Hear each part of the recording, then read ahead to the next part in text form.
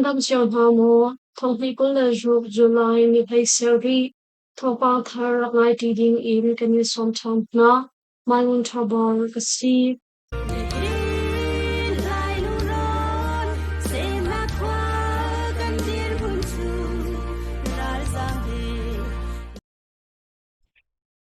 Thantang Kopi, Aning Bi in Anoko Changkong, SSP Sural Kapni, and Than. Churam Thantang Kopi Chu, Aning Bi in Anhomha Ko Changkong, SSP Sural Kapni, Nizan, July Nilhairuka, and Than. Thantang Kopi a Ummi, Zongvialte Le, Kopi Chung, Puncheo Kata, Tochong Shampai Puntani, Umhonan Kornak Vialte Chu, Tampling Te in, Kanla Kodi Chang Tia. SSP Sural Kapni Pantlak Pol He an Than Hi Gong He Petlai in Go Chungsham Tai Pulai Ni Hungning Te in an Than Mi Aum Rilau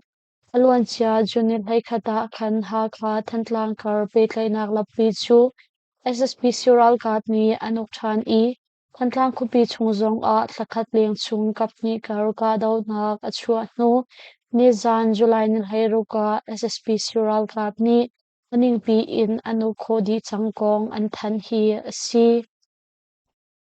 CNF KIO KNU Le ASEAN Ramdang Lai Bunchi Pol Aboy Khatnak Pamberwa Nak an Ngai Kho Kong SCEF Ni an Than Thaler Ram Patoya Khopi a Myanmar Ram Kong He Petlai in ASEAN Special Palai Simi ASEAN Chairman Philippine Ramdang Lai Bunchi Teresa Lazaro Thailand Ramdang Lai Bunchi Phongke Khole SCEF Chungtal Simina Chun National Fund CNF Kachin Independence Organization KIO Karen National Union KNU Chu July Nilhai Thuma Khan Aboy Khatnak Pamberwa Nak Ngai Kho Kong Steering Council for the Emergency of a Federal Democratic Union SCEF ni July Nilhai Nga Zan a an Than Chutamberwa Nak Chu SCEF Chungtal Hani SSP Sural Ka Phe Munkhata ASEAN Shwaitu Pol Kamvatan Ha Selau in Kanmale ASEAN Long Tomberwa Nak Asi Chutamberwa Nak Achun Atuliao Mimmaram Dirhun ASEAN Hatlak Nak Ngai Mi Phun Nga Kalpi Ding in Kanizwam Nakong Zum Ok Atlak Mi Remday Nakong Le Ramkhel Kong a Umlau Ok Thalau a Her Mi Pol Kong Kani Chai Mai Na Hitamberwa Nak Hi SCEF Le Sham in No Ngai Nak La Tu SSP Sural Kapkar a Ramkhel Kong Chai Mai Nak Rian a Thok Ti in Ikoi Ding a Selau Tamberwa Nak a Chun Pakhat Nak a ASEAN Hatlak Nak Ngai Mi Phun Nga Chu Chathan Long a Selau in Atak in Kalpi Ding Panhi Nak a Ramkhel Thanon Nak Chu SCEF ni Kanitin ni SCE Chai Mai Nak Hi Alam Asikaw Na in Fit ni Ngai Lo in Chai Mai Nak Chu Kanzum Lo Din Pathum Nak a Sulam Angai Mi Chai Mai Nak Chu Sham in Ngo Ngai Nak Ala Tu SSP Sural Kat ni Ramkhel Ning in Andu Lo Kong Pali Nak a Myanmar Ramkhel Tuning Political Reality Chu a Thlen Chang No Ngai Nak Chu Nepi Rolong a Adamte in a Ti Lo Kong Le Ukshwai Nak Chu Rampul Ramthan Pakhachiaw a Kalpi Si Chang Ukshwai Tu Phunha ni Ramkhel Kong a Tua Chungmi Hna Du Nak Ning Te in Kalpi Chua Ma Si Chang Kong Panga Nak a Dautla Mi Ramkhel Kong Chai Mai Nak a Thok Ding Dir Mun Kan Phan Ri Lo Atu a Kan Thok Chol Ding Mi Rian Chu Ramkhel Kong a Him a Hlan Kan in Tim Tua Nak Ngai Ding Si Kong Paruk Nak a Remday Nak Lam Khwan Chu Myanmar Ramta a Selai Ramkip ni Ramkhel Chai Mai Nak Le Remday Nak Kong a An Kan Bom Chan Ding a Bipit Kong Zong Kani Chai Mai Na Hi Phun Ruk Hi SCEF Palai Pol ni Bipi in Kan Fetar Than ni An Sin Ha Tia SCEF ni Chun An Lang Ter SCEF ni Ramkhel Kong a Phichuak Holding a Hin Chai Mai Nak He a Si Kho Nak Ha Pezul in Bekam Nga Kan Ngai Than SCEF ni atin ni chu SSPC rau kap no ngay nak doktor I kukruan nak kho nak ding mati kho khan lairal nak kho nak ding ubedi ning in ukre nak kho nak ding mi phun pakhat le khat kar I upat nak I mi zapi chawza ukre nak chung shambut mi Federal Democracy Ramkom achwa kho nak ding hi asitia Steering Council for the Emergency of a Federal Democratic Union SCEF ni an khan niya chun an langtar chi Philippine Foreign Minister Teresa Lazaro ni chun ramdai nak lam thluan I kan kal kho nak din cha bikhia nak lam tampi kauri tutan hi ASEAN Special Palai Pol member ram tlang chung shem tlai phun na avoi khat nak tomberua na kan ngai ASEE abipi tukmi ASEE tia achim chupin hi tomberua na ka hin rian sang atlai mi officer pol an ma pumpak in an rakret cha kane zom choma mi konga hin bekam nak cheu khachu kan tua kho ko lai ti ka zum hi thil si ning a thleng nong khau tu pakhat asikhau hibantuk tamberua na kan ngai kho mi hi a tha tuk mi mel chunna pakhat asi chupin thil si ning a thleng khau tu ding game changer pakhat song asikhau abipi bi mi chu ASEAN ni kan ngai mi hnatlak na khun nga ning in kan chim langmang ni chai hmai na kan ngai kho tak mi hi asikau tia Philippine Foreign Minister Teresa Lazaro ni chun achim chap Salam kopi chunga non CDM pakhat tuksapur in tha tong Sharam salam kopi chinmal sanga khwasa I fimchon nak zung rian tuan ve mi non CDM pu pate kumsom ni pasawi chu van kau sang I ummi RCB rin pong tuksapur in tha tong I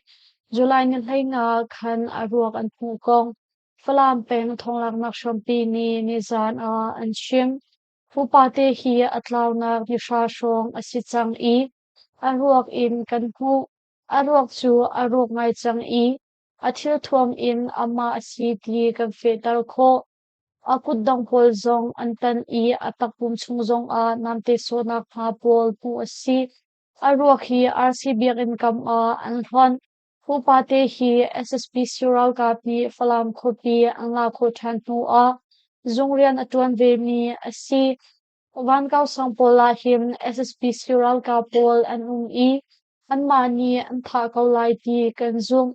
ani hi achan zu ding fa ton kau na in azia za athangai mi pakhat asi tia hol chung thonglang nak shompi pakhat ni lungmali phosa achim tha tong mi pupate I anupi zong aliam chia thongpi kulanga kuma khan kalemiu I anidor leo anun nak arak liam pupate ni afale pat ni aliam tak na aruak chu falam kwami ni lampa thamol anhui tia thai si alwan chia junel heru zonga khan falam khopi baila sang kusami kumsom ni upa nutung pakhat chu SSP Sural ka pakhat ni anin chung alu no I kholeng kalpi no athi phai I tlaishem matim chulia wa chun apasali anu ni ankol I tlaishem matim tu SSP Sural ka ni an out hong athai cha a phone le athil man sungpol achu I azam ta pia ama he nei niam in ummi ni falam peng shambun the relief voice an chim Chilung kopi matupi chungkang na ni sai thapoi antua chinmi paral kap CNF CNA bunpi umna chiram chilung kopi matupi chungkang na ni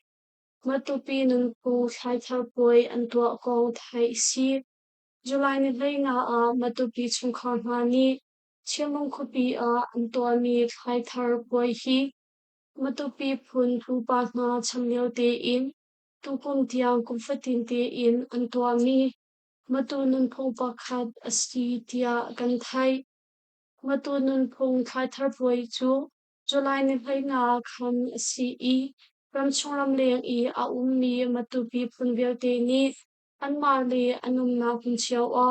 tung hai ngai le sung loi ngai in an tuan ha tia thai si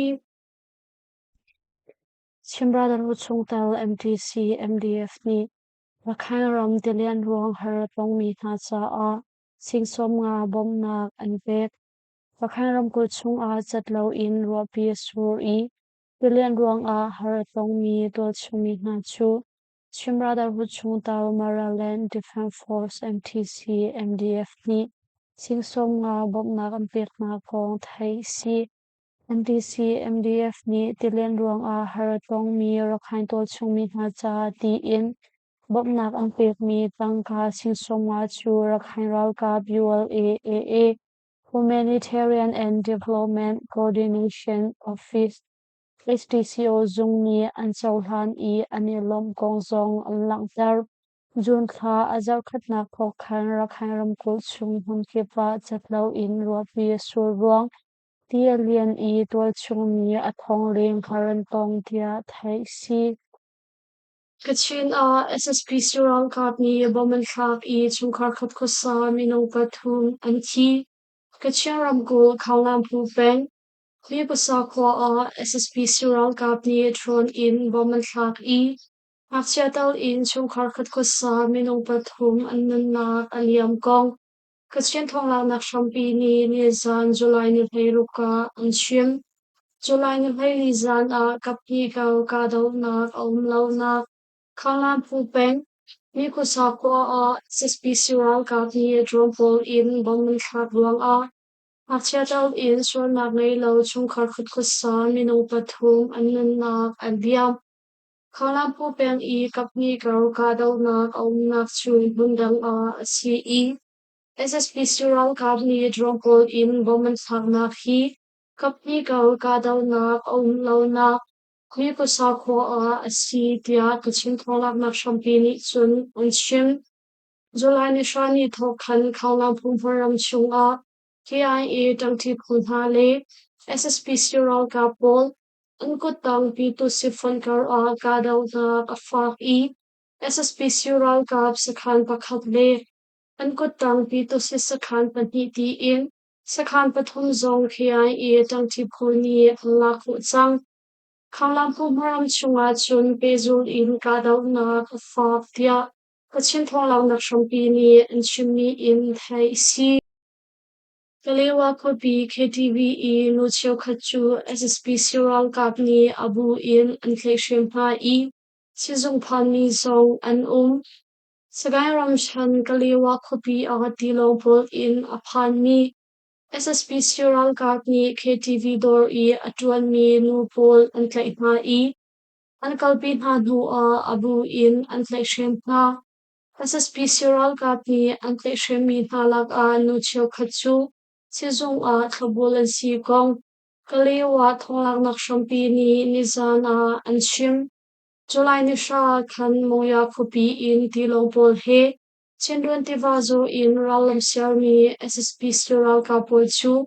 Kaliwa kupi an pan I. Chunhu a kalewa kupi I a ummi KTV le zudor pol an luto.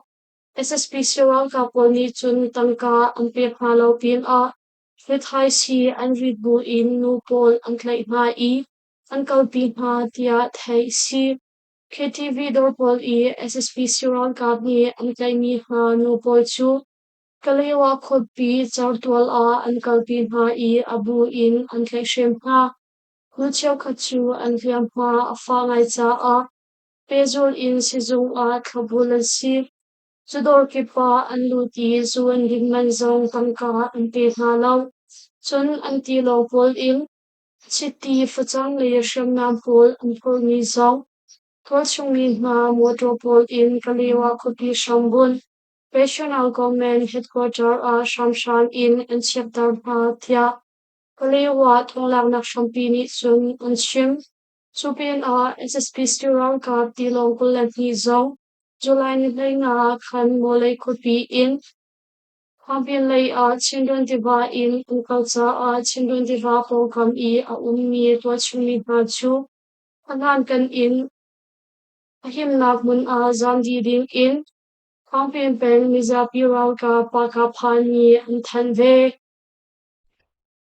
PDF ral ka pakul athatu na SSPC pali komendo pol bompa no in an ka na I minung panga an thi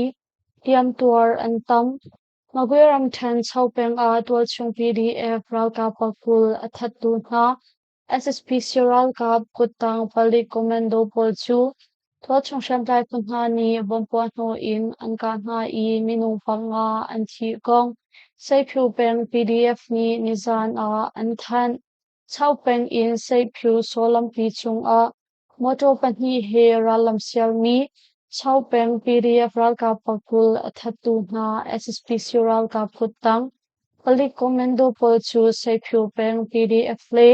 pakho fu peng kom battalion pali division pathum tangti phani July ni henga khan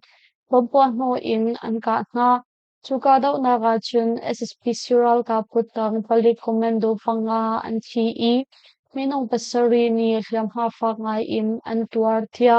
sei phiu peng PDF ni an than mia chun an lang tar chi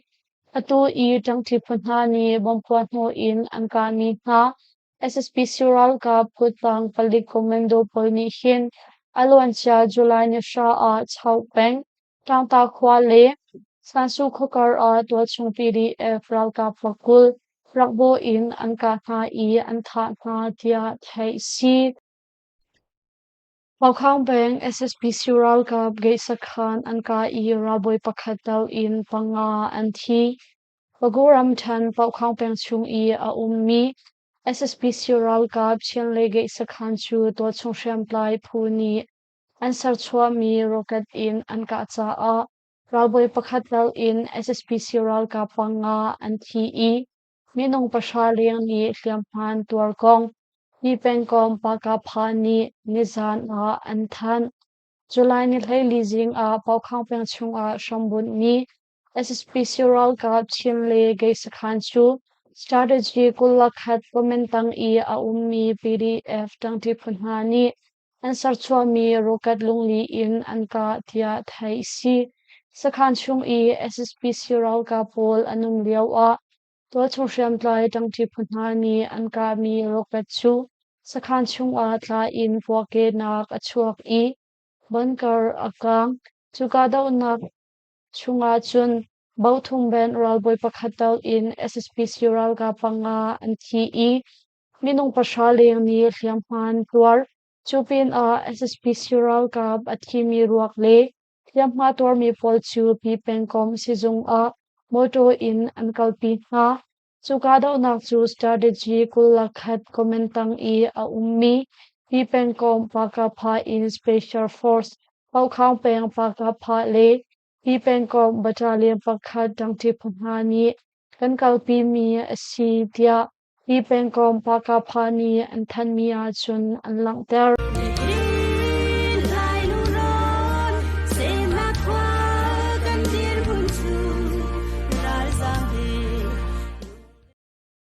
lungmali post thazang akan pe I